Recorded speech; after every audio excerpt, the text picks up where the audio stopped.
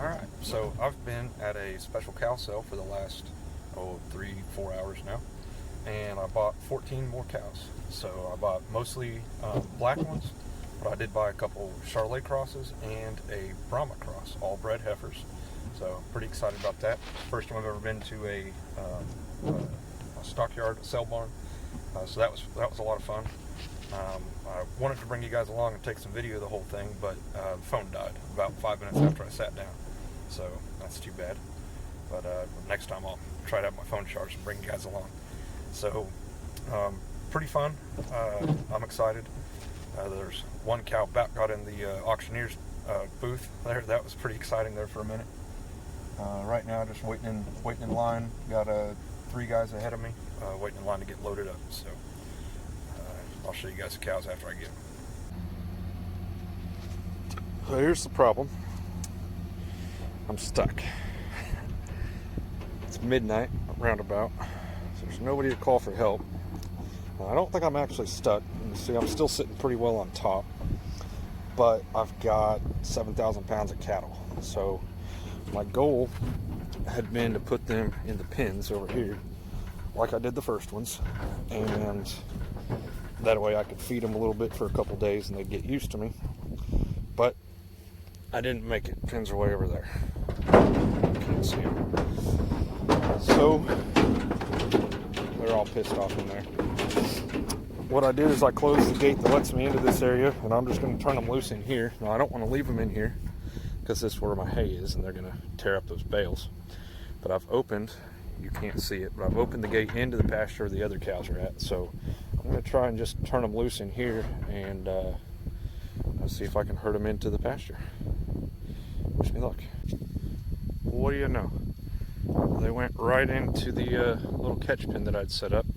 I just need to connect this to the rest of the pins, and they did exactly what I was going to do with them anyway. So I got to go get a panel real quick and drag up here to connect this. Good deal. All right, that's done. They're all still in there. When you buy them from like a stockyard sale barn where I got these ones at, they've been out there for a couple days without a lot of food, or any food sometimes, I guess. So they're really hungry. As soon as I turned them out here, they ran over and found some grass to eat. They just sat down and are happily sitting there munching on grass now. So they're fenced in. Oh, one more thing though. I gotta open them up to the rest of the pens so they can get to the dewar over there and have water. And then we'll see if I can get my truck unstuck. That'll be fun. Alright. Well, that was fun. Truck's even muddier. Oh, this side's not too bad. Let's see what kind of damage we did. This trailer's heavy. But we got her out, so that's good. I was afraid I was going to have to drop the trailer right there where it was at for a little bit and get the tractor started up to help me. But we got it. Walk out here and look at my ruts real quick.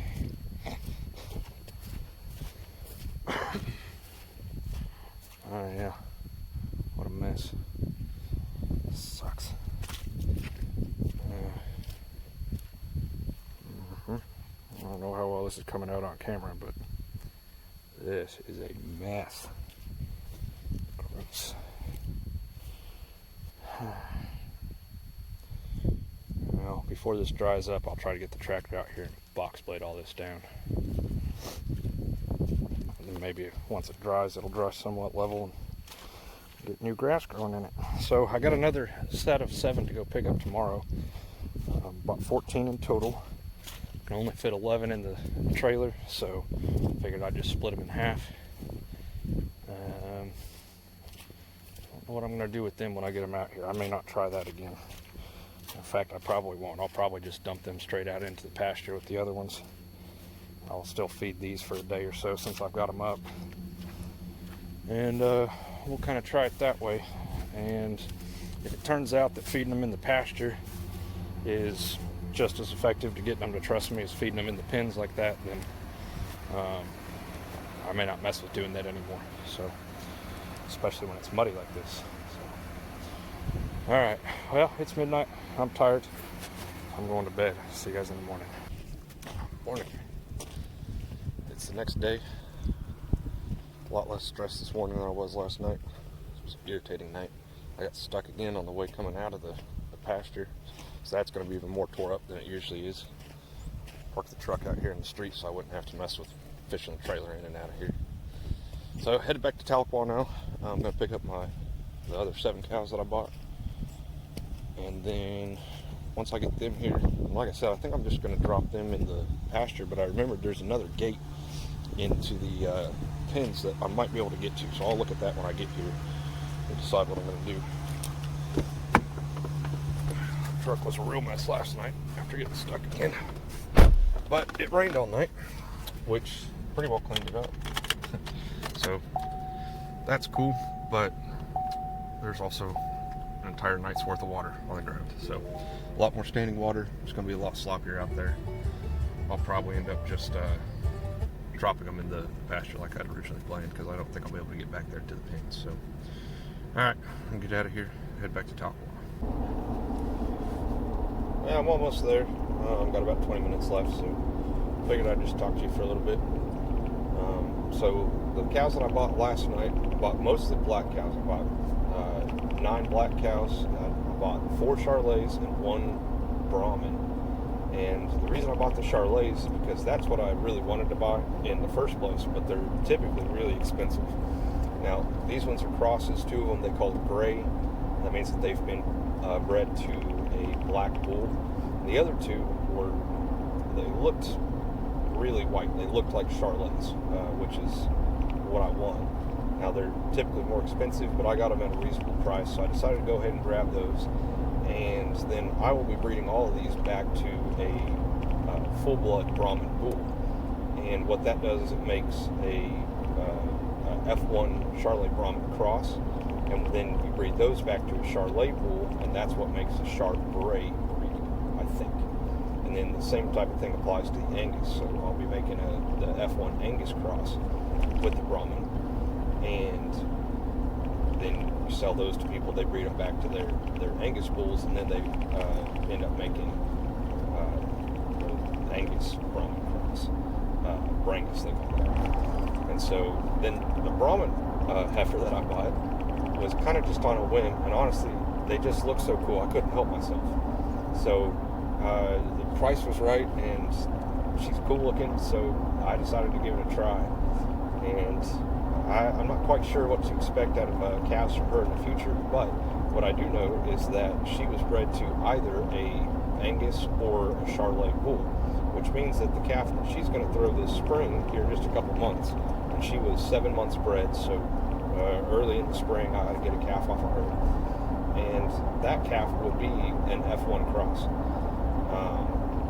or pretty, fairly close to it anyway. And so I think that calf is going to sell really well next fall, or into summer rather.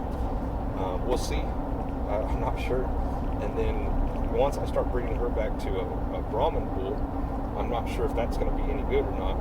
And I've heard bad things about full blood Brahman calves, that they when they first hit the ground, they're real weak, and they're prone to just kind of wander off away from their mother and die. So I hope that's not the case, and if it is, I'll be getting rid of her, or maybe trying to get an Angus bull, and maybe we'll go that route if that works well, or Charolais bull. So the sale that I went to is what's called a special sale, and that's when somebody's getting out of, like one ranch that has a whole bunch of cows, they're either getting out of business or they're downsizing considerably. They'll just take their entire herd to market, and they'll do a special sale. So most sale barns will have a sale like, every Friday or every Saturday or something like that. And then this one was on Thursday, and it was a special sale. This was all off of one ranch's stock. So that's a good way to buy cows, because you kind of know what you're going to be getting. You know what bulls he has, and what they've been bred to. And he's a big farmer, a big ranch in the area, so a little bit of reputation behind him. His cows are going to be decent. And the ones I bought, the oldest cow that I bought was a 6-year-old Charolais, and I didn't really want to go over 5 years old. All the rest of them were 4 or under. But I did buy 2 6-year-old Charolais just because they looked really good in the pens, and again, the price was right, and they were very heavy bred, so I'll get calves off of them early in the spring, which is what I need. Some of the other ones that I bought were a little bit lighter bred, and so I won't get calves off of them until later in the spring. They were only 2 or 3 months bred, so that's not really ideal for me for what I'm doing, because I got to make that payment. The other thing I guess I can talk about is this trailer that I've got. It's a used stock trailer that I bought. I showed it in a video earlier, and so far it's done really well. I know I've got some problems with lights, typical of a trailer, and I've got one tire that doesn't look real great, but it's holding there and seems to be doing fine. Other than that, I really can't complain. Cosmetically it's kind of ugly. It's a little bit beat up, but man, it pulls straight, level, and it's got a good floor in it. It's been fine so far, so only pulled it the one time, of course. It's not exactly a high number of experiments, but not a lot of experience with it. But it seems to be doing good, so I'm happy with it.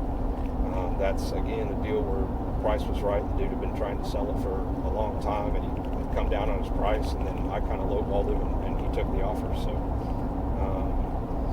kind of strange to be hauling, like $14,000 worth of cattle in a $1,200 trailer.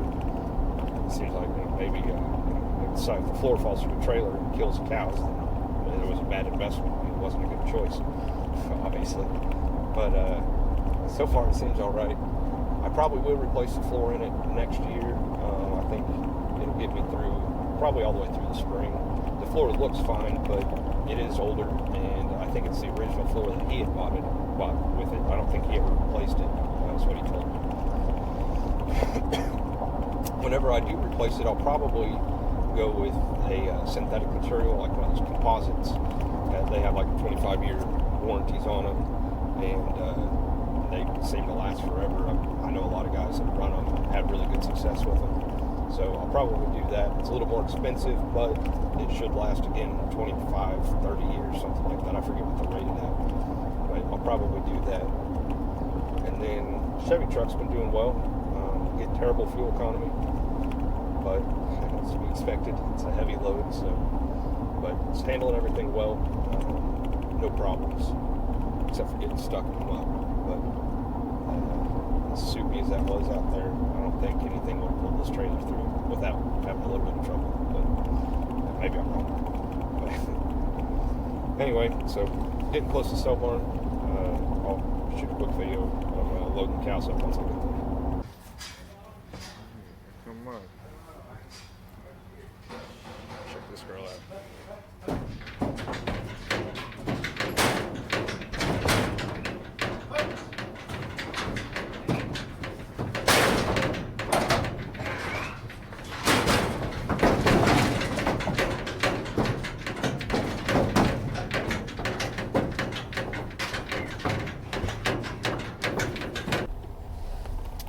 Alright, well, that took about 5 minutes, so hour drive here, 5 minutes of work, hour drive back home. I'll go a little slower on the way home, because now I got cows that move around in there and stuff. I don't want them to fall over and fall on each other, hurt themselves, break their legs, anything crazy like that. So, alright, nothing else to be said, I suppose. Keep going. Alright, well, I'm back. Walk over here and see if I think I can get turned around and put them in this other gate. If not, I'll back them up right from where I'm at, put them at the pasture. Let's see, I can put them in that gate right over there, the gray gate over there. I'll be able to back right up to that. The other ones are excited. This is the trouble spot right here. Got me stuck last night.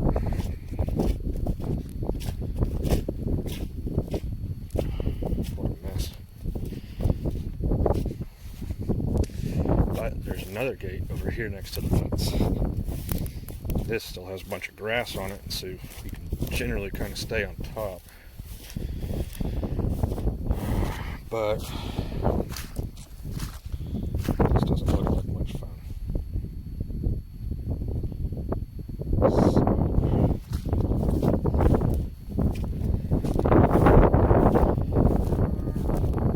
I think I'm going to be better off just putting them in the pasture, not getting stuck again.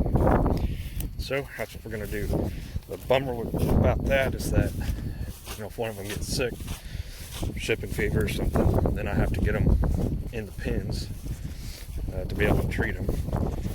And it's just, if I can catch it, like when we're in the pens, if I can catch it early, these next couple days before I turn them out into the pasture, I can treat them and everything will be fine. But it just makes it a lot more work to treat them if I end up having to. So, alright, I'm going to throw some feed out for these ones so they'll stay away from me while I'm working. And we'll get the trailer backed up and unloaded. Well, once again, that did not go according to plan. The truck was spinning all 4 tires, 4 low. There's pretty much nothing else I can do.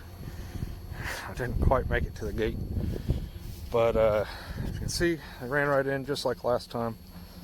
I opened this up and it was kind of blocking their view that way. Then I stood about right here. That way they'd run in, and they sure enough did. They ran right in. They're running around out there now. See, that Brahma just took off. I don't know where she's going.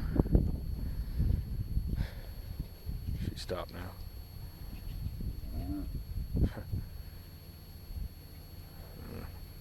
That one seems a little wild. Hopefully she'll calm down. Some of them right over here and just started eating. You can see I didn't get to take the stickers off their back. I should have done that before I took them out of the trailer. Oh well, it's all good. Alright, see if I can get this trailer to move. And then I gotta go feed some hay to those other ones in the pens. Well, as my intention was, tore all this up, ate all this stuff down that was edible. Hay now. They don't know me yet, so they're kind of nervous. Quit. Knock fences over.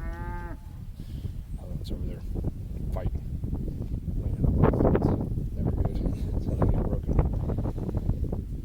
Alright, I think we'll bring these girls some more here in a minute. Put some more feed out for these ones out in the pasture. Just with some more. That's what I just turned loose. Didn't hardly get to see me put it out, so do that.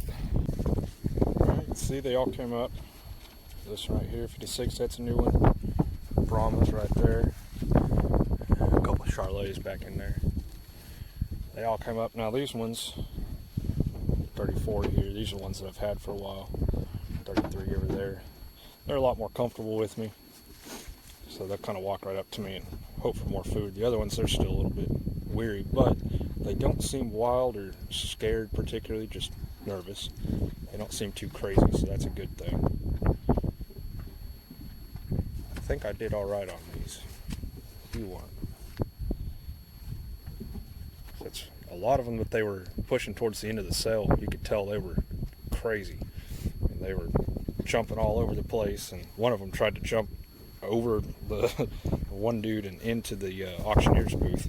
That was pretty crazy. I thought she was going to make it there for a minute. She had both feet in and front feet and was starting to get some lift. I thought she was going to hop right in there with him.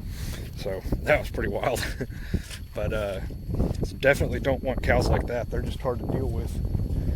See, these ones, Charolais, kind of follow me around. And when I was walking down the fence, they were following me on their side of the fence. When I was walking over there to take care of the other ones.